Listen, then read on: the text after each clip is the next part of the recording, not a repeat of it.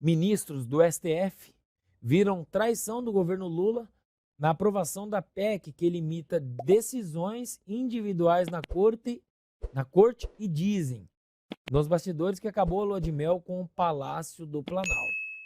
A avaliação de integrantes do Supremo é que, embora tenha dito que o governo não emitiria posição sobre a proposta, Jacques Wagner deu sinal verde à base governista ao declarar voto favorável ao texto. Vai lá, Paulo Cogos, é contigo. Você vê o seguinte, né? Independentemente do que o Jacques Wagner fizer individualmente, porque relógio quebrado também acerta 2 vezes por dia, você vê aquilo que nós falamos, acho que num Braddock passado, né? Um conluio entre o executivo e o judiciário. E aí eu volto a comentar aquela frase do federalista Alexander Hamilton, nos Estados Unidos, quando ele fala, olha, se vocês forem ter uma divisão de 3 poderes, vocês precisam garantir que nenhum poder ultrapasse o seu escopo, invada o escopo dos outros e acumule ainda mais poder com isso, senão você vai ter um ciclo vicioso. Agora, pior ainda é quando 2 poderes entram em conluio para destruir um deles.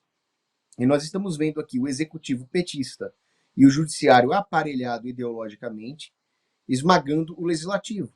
Muita gente na direita falou, vai ter uma oposição de direita no legislativo.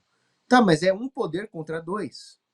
E aí não se trata mais aqui de defender uma base da Constituição do Estado brasileiro, que é o escopo dos 3 poderes, mais uma contaminação ideológica dessa estrutura, e ninguém faz nada em relação a isso justamente porque não tem oposição. Então fica um beco sem saída. Né? Até o professor Olavo de Carvalho deu a saída, mas eu não vou nem comentar aqui para não me dar problema judicialmente. Deixa isso para lá. Leiam o professor Olavo de Carvalho. Agora, o fato é que, mais uma vez, fica aquela lição. A direita cometeu o erro de achar que elegendo o Bolsonaro estava tudo resolvido. Eleger o Bolsonaro é bom, claro que é bom. Só que a guerra cultural é importante. A participação popular nas ruas é importante. E da mesma forma, elegemos várias pessoas de direita no legislativo, eles vão fazer oposição. Não existe nenhum tipo de oposição se isso não vier de um povo. Um povo politicamente mobilizado para defender os seus interesses legítimos. Se não existe isso, não adianta contar com o desenho da estrutura de poderes, ou, sei lá, com algum deputado fazer alguma coisa. Não existe isso. É verdade que o motor da história, diferente do que dizia Karl Marx, não é materialista. O motor da história é moral. A hora que grandes homens, grandes mulheres, imbuídos de um ideal moral e das virtudes para defendê-lo, isso sim pode modificar a história, mas isso não vai surgir sozinho. Mesmo que surja um herói capaz de modificar essa situação, ele não vai fazer nada se ele não tiver a retaguarda de uma massa crítica, de uma direita unida, coesa, que consiga limitar as suas divergências intelectuais às discussões intelectuais, mas que saiba se unir na guerra política, no real politics, contra o inimigo comum de esquerda.